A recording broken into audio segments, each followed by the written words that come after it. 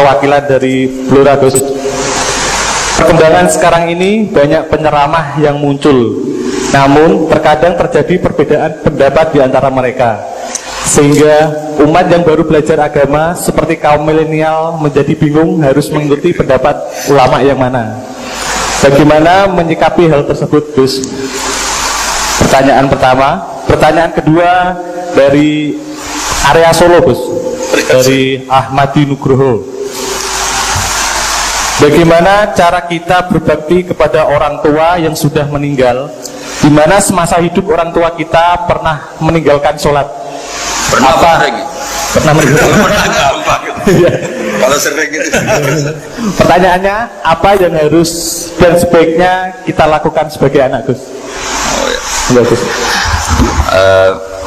Yang ngaji di sini itu banyak ya, mulai yang nekuni bisnis apa saja lah, termasuk yang di Grab ya, termasuk Pak Polisi kadang yang ngaji terus ya nggak apa-apa.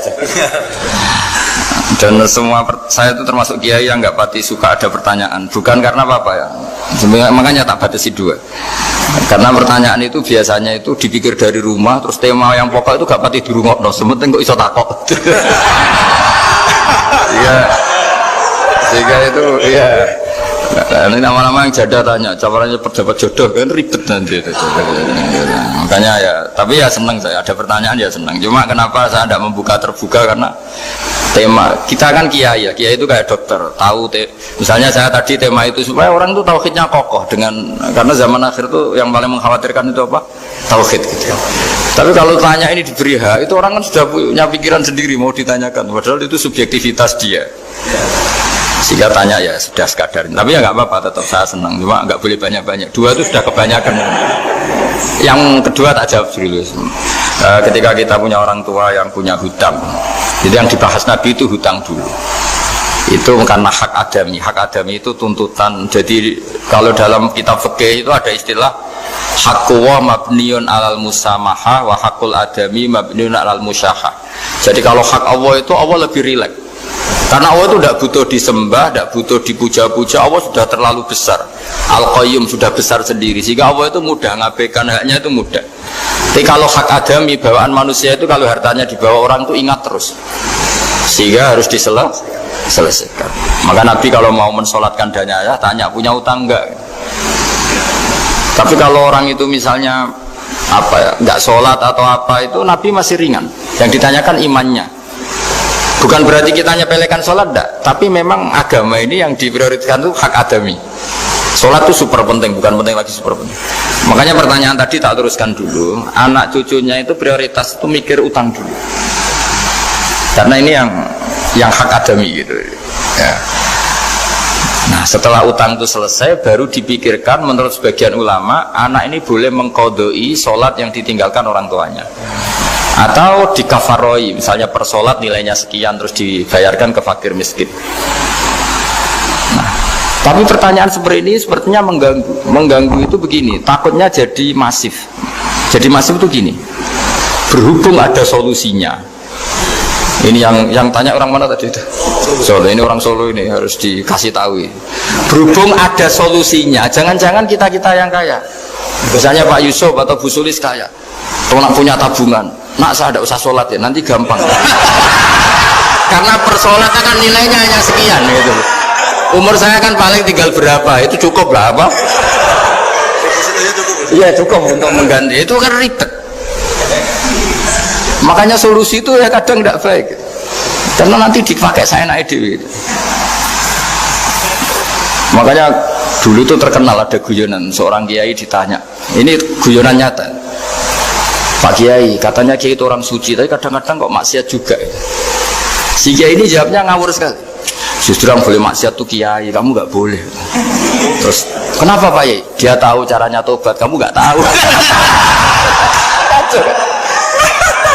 Jadi yang melanggar hukum itu kan yang pakar hukum.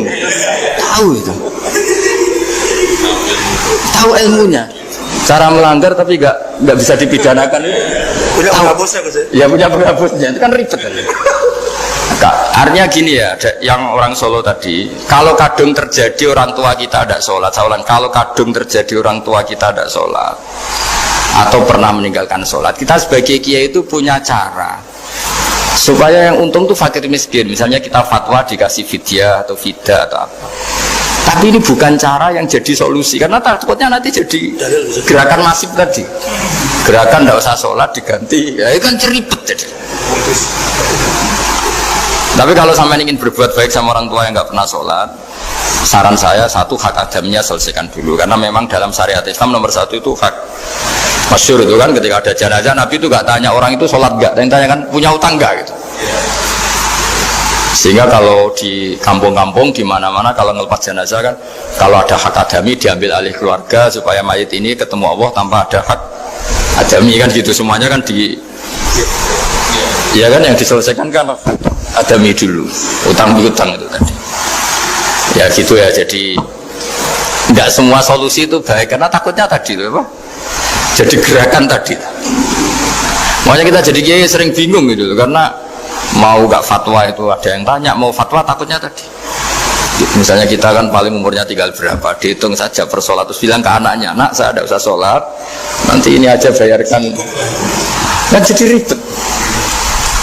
Nah yang pertanyaan pertama tadi tentang apa? Yang bedanya ini Gus, penceramah. Menceramah. Itu agak provokatif. Beda itu ada dua, beda karena bodoh, itu memang harus kita tinggalkan. Yang beda karena bodoh. Ada beda karena rumus ilmu, itu harus kita hormati. Saya punya sekian bukti beda ya, kalau karena bodoh tentu kita tinggalkan. Tapi kalau karena rumus ilmu yang beda, misalnya gini, saya kiai yang lama di kota, saya akan lama kerja di Jogja. Mungkin perasaannya orang kota itu kalau ketemu tetangga, misalnya saya kiai, udahlah kalau ketemu tetangga itu gak usah tanya. Ya kalau ketemu biasa aja, tidak usah tanya, tidak usah ramah, biasa aja.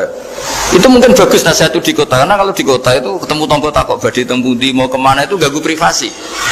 Sehingga bagian dari kebaikan baik sama tetangga ya jangan tanya, karena itu ganggu apa? Privasi. Tapi kalau di kampung dianggap sombong kan nggak tanya. Nah hal-hal seperti ini itu perbedaan karena ilmu.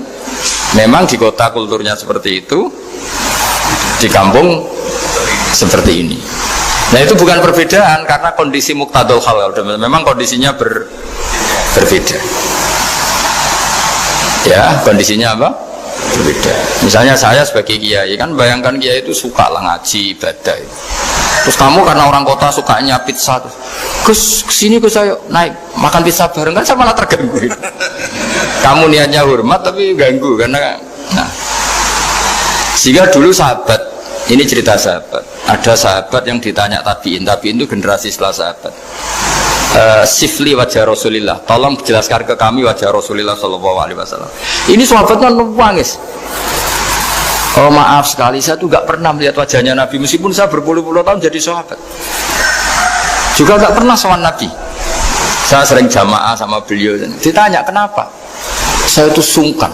Beliau terlalu wibawa. Jadi bentuk penghormatan sahabat ini kepada Nabi justru gak berani melihat wajahnya. Dan bukti penghormatan pada Nabi, dia gak pernah sowan. Nabi itu punya anak, punya istri, punya cucu. Kalau sowan tuh ganggu.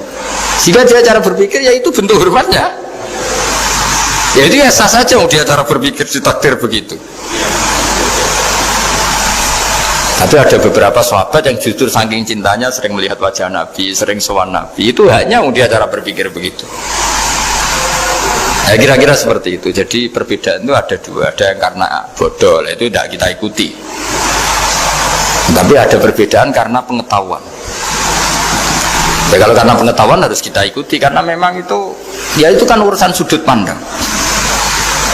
Dulu ketika Mekah dikuasai Sayyidina Umar, setelah Fathu Mekah dan Umar sudah kuat betul, itu banyak sahabat yang dulunya orang Mekah itu sama Umar disuratin, cobalah kembali ke Mekah. Di Mekah itu kamu sholat di Masjid Haram sebagaimana 1000 sholat. Sekarang Mekah aman milik kamu, silahkan kembali ke Mekah.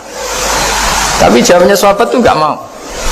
Paling di Mekah hanya dapat pahala 1000 sholat. Tapi kalau mengislamkan orang di daerah-daerah pedalaman itu dakbul anbiya. Ciri khas Nabi itu yang membenarkan orang itu, bukan di satu tempat.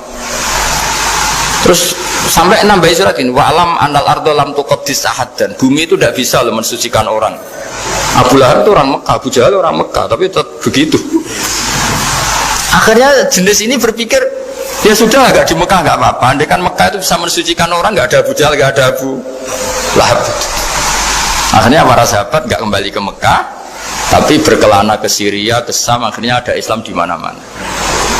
Tapi ada juga yang Mekah itu kota suci, harus diisi orang-orang suci supaya yang brengsek-brengsek nggak di sana. Ya sudah, cara berpikir begitu. Nah ini cerita ya. Jadi sudah, kalau perbedaan karena ilmu, ya sudah ngomong karena ilmu. Nah itu nggak apa-apa. Nah kalau sampean tanya, lalu bedanya apa Gus? Yang beda karena ilmu, karena ya lihat saja, kalau dia orang pinter bacanya banyak, berarti bedanya karena ilmu. Tapi kalau nggak pinter kok berbeda, ya berarti karena nggak tahu. Ya, kira-kira.